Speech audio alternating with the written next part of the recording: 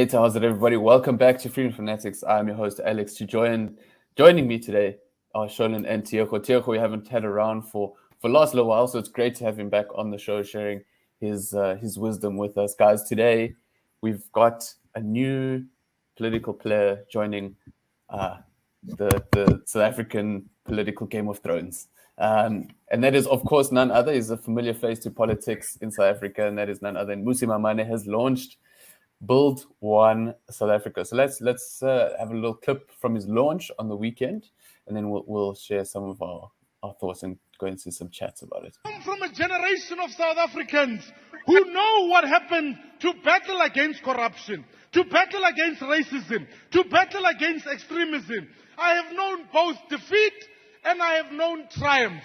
But I want to tell you, I still remain in the arena.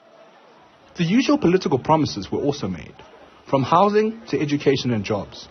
Maimane insisted that the way to growth is to invigorate the township economy. The dream that I hold for this country is a dream upon which not only is our education improving, but we have an economy that will put a job in every home. I want to put a job in every home in this country. Okay, so jobs in homes in every country. Shame. Like when you first said it and he repeated himself, I felt kind of bad for the guy. But I think the sentiment is what counts. Tioko, I'm very curious to hear what Sholin has to say because I know he's met the man in person. But Tioko, what do you think? Do you think Mmusi is going to change the political landscape? Is he going to be a significant feature of our politics leading up to 2024? Well, I don't think so. I must say that first and foremost, I was quite shocked when Mmusi Maimane came about with the new political party. I thought he was now playing in a different political space. He had said that he's playing in a space whereby he wants to push for individuals to run for political party positions rather than political parties in and themselves. Let's spread more power to the people directly as opposed to political parties. So really, honestly, I wasn't expecting him to come along with this new political party because he had said that political parties are not the solution to the crisis that South Africa is facing. So it's quite shocking, but we look quite forward to seeing what they come with to the table. We kind of course scrap them off. But I honestly don't think there's much change that they are going to make in the political landscape, nor do I think that there's much votes that they are going to be able to capture come 2024. They might have 1 or 2 seats for themselves moving forward. But yeah, I guess it's politics and there's still a whole 2 years to really see the party fold out. Before I come to you, Sholin, I'm just quite curious actually. Tioko, what do you think it is about maybe Mmusi as a personality? We'll chat a bit about policies, but what do you think he's lacking that won't appeal to the voter come 2024? Clarity. He has never really been one to be clear. He is all over the scene. Policy-wise, even when he was in the DA, you never quite knew where the organization was standing. We never quite knew what they supported, what they did not support. There wasn't really clarity. Now it becomes an issue to people such as donors who want to support a political party ahead of elections and stuff of that nature. If policy-wise there's no clarity around the political figure who's contesting. But of course, this is a political party, and yeah, we must just wait and see what's gonna come out of this in particular, because the fact that he previously in his previous role did not necessarily have clear policy positions does not necessarily mean that in his current role perhaps he did not learn from his last role and could build from that. But the Mmusi Maimane that we know from experience was not quite clear on policy positions, and that was a fundamental issue that made him not be able to attract many votes, I think. I think the one thing he's maybe got going for him is that he seems like an honest person. You know what I mean? Like he's not clear about where he stands with stuff necessarily, but I think at least he's an honest guy. He's obviously got deep roots in his religion. He's, as the report mentioned, he was a pastor at one stage. Sholin, I don't know whether you're a fan of his per se, but I think you've met the man in person when he was very much busy with One South Africa. Yeah, what do you think? Is he gonna be an option for you at the ballot box? He might just be an option for me if there's clarity on something like policy. Then I might consider, leaning my vote there. But no, honestly, I agree with some of the things Diego said. I'm still waiting on some clear policy positions, like where he stands on race-based policies, like things like BEE. He struck the right chord with several things that he mentioned. He mentions crime in his speech. He mentions unemployment. He mentions healthcare, a load shedding crisis. But what we're still waiting to hear is how exactly his plan is to execute those things. That's definitely what I would want to hear. And I'm sure that, come on, he must have. I know that he actually has communication guys around him that know that if you want to communicate to people, communicate clearly so that they can hold you accountable on the specific things that you mentioned. That's definitely something I'm waiting for. And yeah, I don't really think voters must decide whether or not we need another political party in South Africa. I don't really see why he couldn't have joined Action SA, because he has a really good relationship with Herman Masaba, whatever the situation was there. And also the fact that previously was like political parties are the doom of South Africa, and then he turns around and creates one. That's not a good look for consistency. But what I would want to see is that he mustn't simply be there to steal votes from Action SA or the DA or any of the political formations right now. But I actually want to see what his reach is for those who are not active voters. Those are the people that he should be reaching. That should be his target market, I think. Engaging those who are unengaged. And if he can do that, I think he can make a success of it. But if not, we really don't need another political party, Alex. Absolutely. Tiako, do you think, as Sheldon says, do you think he can be someone to galvanize the population? Do you think, because he's got quite a demeanor, he can stand in front of a crowd and give a good speech. He speaks the vernacular in certain parts of the country, I think, my impression at least is, it's another political player. To me, the more the merrier. Get people talking. It's another person to watch. Maybe just his presence can generate more excitement just around maybe activating people, getting them to the polls. What do you think about Sheldon's point there about, getting people involved and looking at his kind of entrance in that kind of regard?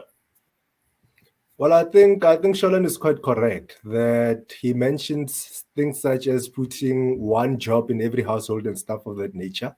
But what's really necessary at this point in time is the question of how are you going to do it, If he does not manage to do that, I don't think he can capture the majority of the people with his political organization. But I think if he does speak to the issues, thoroughly provides clear solutions to issues that are there, or at least provide a clear platform where these solutions can come about, then we might just see people railing behind him. But up to so far, if he's really just coming with the normal things that we know in politics, then I don't think he's gonna get that far. I think he'd have to be quite innovative and I think outside the box to a certain extent. Sure. Sheldon, you wanted to jump in there? Yeah, no, I just wanted to add that obviously he's making the promise of being like, he's going to be president or whatever the case may be. It's not really realistic from this standpoint. But I think that his whole idea with this is to at least just get, as you could say, like 2 seats maybe in parliament, 3 seats for him and some of his executive. And then what he actually wants is to be part of a coalition government. Whether he becomes a minister somewhere or he gets a deputy president role, that's the minimum that I think he actually wants with this, so that he can actually have a position in whatever coalition government occurs, like with the DA and Action SA. I saw before we started recording actually that the Build One South Africa social media page actually made a comment that Mr. Maimane is ready to work with because there's good people in the ANC. That was a bit of a red flag for me. There was good people in the DA, good people in Action SA, and these are people that Build One South Africa would want to work with. Which indicates to me that they have in mind a coalition government occurs. We want to be a part of that in whatever shape or form that takes place. Which is also kind of clear because it also shows us that he's more of like a center-right individual that is not really on the like Malema side of things, the left wing of things. At least that's my perspective. So I definitely think that at least he's on the center-right somewhere, and that his ideas wants to align with those like Action SA or the DA and so forth. Yeah. Well, yeah, I think yeah, go for it, Tiago. Now, I was about to say that I think it's probably more on the center left than the center right. Easy. But yeah, it's a debate for another day. Yeah, we'll have to jump into that on another occasion. But I think certainly something to watch. Here we are. Gives us something to talk about at the very least. But guys, let's move along. I want to just share a story with you guys that came across in News 24. And it's the sad reality of life with load shedding. So unfortunately, there was a story that I believe the lady's name is Lungusa Klamela, and she is a teacher, an English teacher who teaches online, and she effectively lost all her clients who are from across the world who learn English, and because of disruption, she just couldn't guarantee that she could pitch up for lessons, and as a result, many of her students deserted her and went to others. So Tiago, I want to come. The story makes me very sad because it's such the internet is such an accessibility tool to create your own prospects. So her business was being a teacher independently, and now obviously her clients, her customers, people in the market are going to other teachers who can provide better services. Yet the reason that her business cannot continue because she can't afford an inverter, she can't afford a generator. This big state-owned entity which doesn't work is literally chowing her livelihood. No, that's very true. And I think it's sad that that's where we are as a country at this point in time. One can only hope that, I remember last week that there were some contracts signed out that allowed for independent power producers to work together with Eskom, supply Eskom with coal and stuff of that nature, right? So I'm hoping that out of that partnership, out of that relationship, the load shedding issue will be dealt with as soon as possible. But really, in the long term, one hopes that we'll have a system in the electricity sector, such as the one that we have in the cell phones sector, whereby we have a few people competing to provide services to people, so these things don't happen in the future anymore. But obviously, that is something that can happen perhaps in the next 10 or 15 years, not something that can happen immediately. One can only hope that Eskom will be fixed quickly, that professional engineers will be brought on board to deal with the issues at Eskom. Firstly, secondly, mismanagement issues will be dealt with, but most importantly, that the political interference issues that are constantly being reported by board members of Eskom as well as the CEO of Eskom, that they want to implement certain solutions, but politicians are interfering with them from implementing those solutions. I hope that comes to an end as soon as possible, because otherwise we really are doomed as citizens. Businesses are doomed. People such as the lady here are really doomed because, their income then becomes shut out when electricity sector is not functioning properly. Absolutely. I think it really does just drive home the reality of how difficult it makes life for ordinary people. But Shona, I'm just going to jump through to the story because I want to link it to this, and then I'm going to come to you first on it. And I'm going to play the clip for about two minutes just to give you an idea. And this comes from the Monday Show, which is hosted by Bruce Whitfield. And yeah, this caught my attention. He spoke to a business owner who posited that, you know, the whole conversation was about, you know, could you make registering to vote or voting a condition of employment? So let's have a listen, and then we'll chat about it. It's day whatever. I've lost count. How many days of load shedding have we had? 265 days so far this year. We've had about 110 days of load shedding. And yeah, Eskom promised us yesterday that they would go to stage 5 till tomorrow morning and they would change it, and we'll see. But people are frustrated. People are tired. People are enormously bored of being lied to by a government that has let them down for the last 15 years. And there's only one solution to that problem, and that is going to the polls and voting. But voting has become less and less popular because people have been more and more disillusioned about the efficacy of their vote. So there is a question, and the question is, should voting be compulsory in South Africa? It's compulsory in Australia. You can go to jail for not voting. Once you're in that booth, you can do what you like. You can color it in. You can draw red noses on all of the politicians. You can do whatever you like, but you have to vote. Could you compel your staff in a South African company to register and to vote? I'm not sure. Voting is a powerful statement. It's a really important thing, and not voting can be as powerful as voting. Paul Raffaele disagrees. He's the co-founder and director at Nomu Brands. And you had a staff meeting yesterday, and you put this to your staff, and you said, guys, you know, how do you feel about the state of the nation? How do you feel about where you are? How do you feel about working in a factory where electricity goes off every 3 hours or whatever it is at the moment? And must have been quite an interesting meeting, Paul. Hi, Bruce. Yeah, thank you very much for having me, firstly.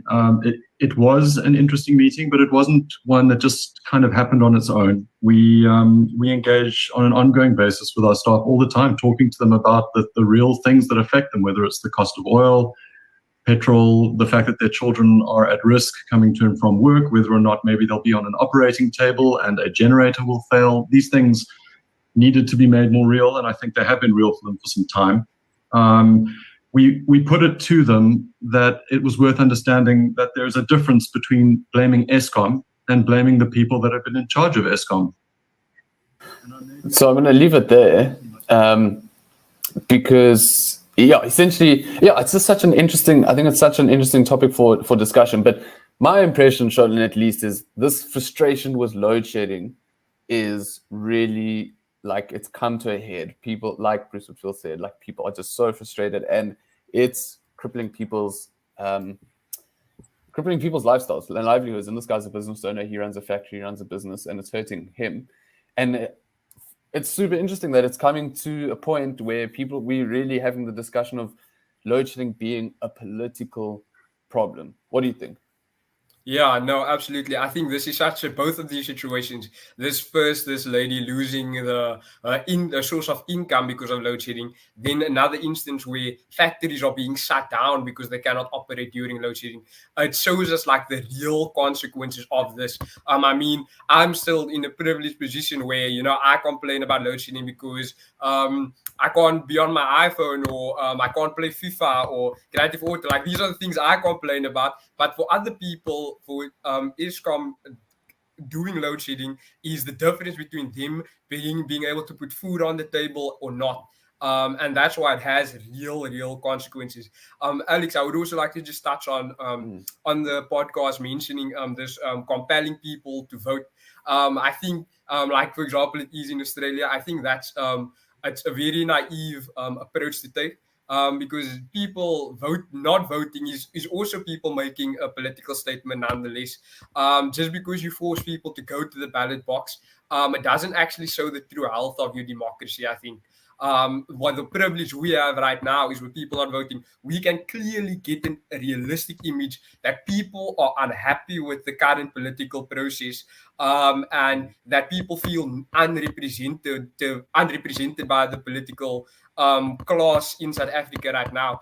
And that's why I think we shouldn't be forcing people to vote or not to vote, but we should actually be taking part in what we usually term the battle of ideas, where we actually try to convince people and invigorate urgency or passion inside of people to actually go and take an action to vote. I think in some aspects, I think it can be argued that is actually a very illiberal approach by compelling people to vote. Whereas I think with the freedom of people should remain, they can choose who or not when to vote, but then they should also be willing to live with the consequences of something like ISCOM having load shedding when they choose not to vote. So our decision to participate or not participate, nonetheless, it has consequences, and we need to start realizing the power of that. Yeah. There was one thing that Seymour said on Freedom FANatics a few weeks ago, where he said he'd always advocate for people to own their vote.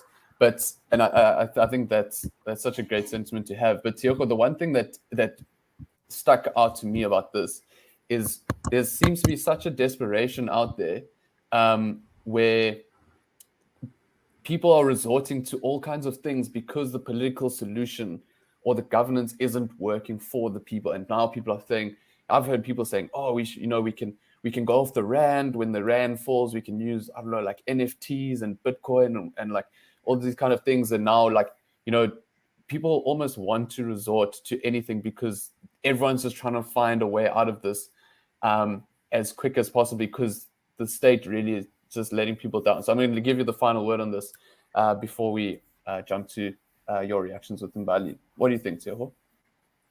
Well, I think the political system in South Africa is failing precisely because the people are failing to make it work.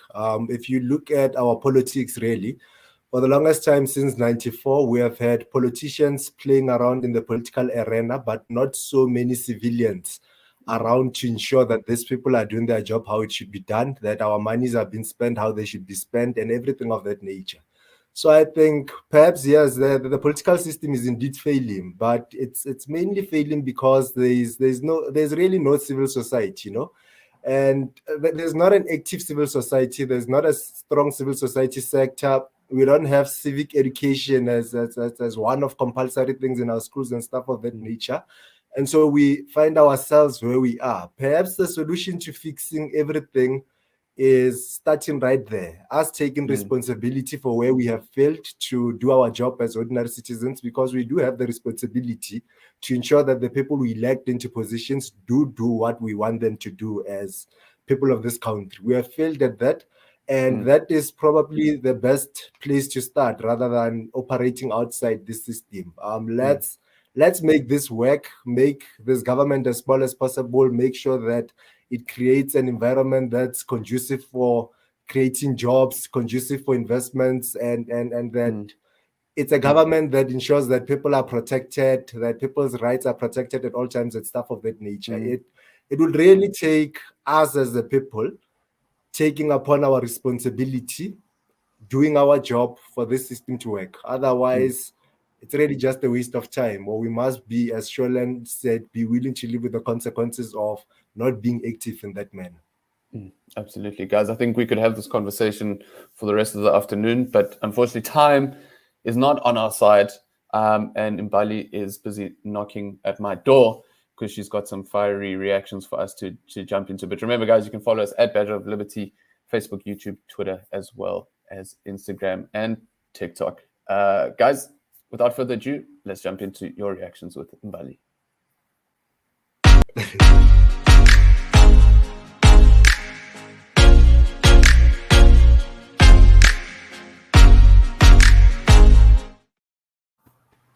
Hello and welcome to your reactions. Hi Alex, hi Sholan, hi Diego. Hey, Mbali. How's it?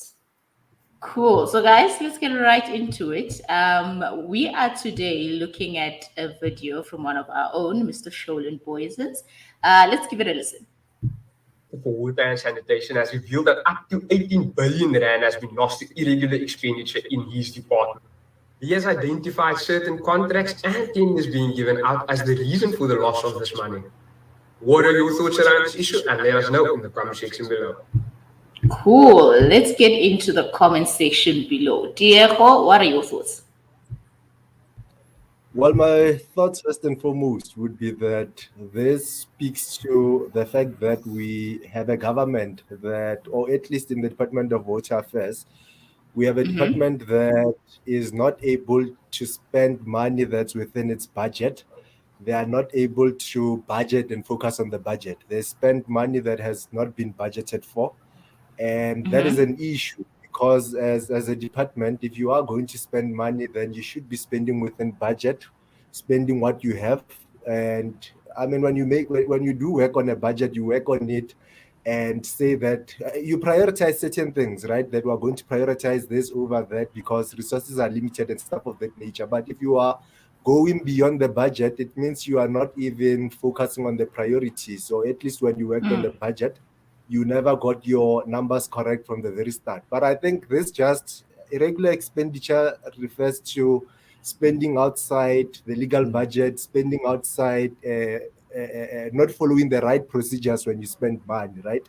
And so I think it's an issue because if you are going to spend the public's money as a department, it should be spent within certain procedures that the public has agreed upon. That money that's spent on behalf of the citizens will be used within these procedures, so we can hold the politicians and administrators to account quite easily. Definitely. And Sholan, Matthew says he's a whistleblower, not bad, but isn't he a part of it? Okay, we cannot hear you, Sholan. That is a brilliant question, Bali. And I think it's very accurate because that is the difficulty, being able to differentiate between the officials in the department. I mean, because he's obviously the head. At one stage, you have to obviously, how do you put this? You have to agree and be like, okay, no, this guy has actually come forward and identify these problems. But at the same time, you need to also ask the questions about his colleagues who have been there or his predecessors who were actually there while all of these contracts, whatever the case may be, as was established. This same thing reminds me a lot about one of the biggest problems at Eskom, actually, where the biggest problem remains coal contracts, which are either corrupted in some shape or form. In some cases where there's tenders and contracts being given out to companies who don't even have coal mines or whatever the case may be. Yeah. So they are being paid for services or stuff that don't even exist. And that, I think, is obviously the legal process will have to determine whether or not he is actually a part of it and whether or not he's been partaking in the very corruption he's now exposing. So I think it will be up to those who investigate to decide. Yeah, definitely. Alex, Baby Million says friends and family benefiting, so nothing will come of this. Do you think anything will happen after this? And maybe the question will be, why did he come out now? What's prompting him to do it now? Oh, I think Paul's comments below it says is nothing's going to happen, and I think we can go through. I agree with in part with what Sholan's saying about investigating whether he himself is a part of it. The point is that there's no accountability. It doesn't matter anymore what happens. He can come out and say this in a proper structure. He would be held accountable as being at the head of this department where this bleeding of funds is happening. And I would hope that person would also be a little bit embarrassed by what's happening. If we had to sit here at FAN and say, we had 800 rands worth of irregular expenditure, we'd be like, oh, guys, stop. Who's doing that? And there would be consequences. So then I think a lot of people in the comments here are saying is that there's no, he can come out and say this without any fear. And I think it's just a reminder of what's really what's at stake when it comes to fixing this kind of stuff. And when people say about corruption, it's it's to get, you need to get a new batch of people in there. That's my sense of it. My question would also be, Bali, what about the individual who signed off on this irregular expenditure? Where are these people? They are not mentioned. Nothing. Is there even a paper trail to show when this money was signed off to leave the department? I mean, there needs to be accountability. Where's the trace? Where's the people doing this auditing? Who needs to follow up on the consequences of it? And it's just non-existent. It definitely is non-existent. And Temba here says, I'm not sure what's going on with Temba, but My thoughts are that the ANC is fixing things. If they weren't, he would be lying about why he lost the money. I don't know, Tiako, maybe your thoughts on what Temba is saying? Well, first and foremost, the regular expenditure does not point to losing money. It does not say that money has been lost. It says that money has been spent that was not budgeted for. Money has been spent without following the right procedures. So, not necessarily that money has been lost. But secondly, I personally would want to sit down with Temba. Let's get indicators. He must point to the indicators that show us that the ANC is trying to fix things. I mean, it's one thing to say that they're trying to fix things, and another thing when we put indicators here as evidence that show that.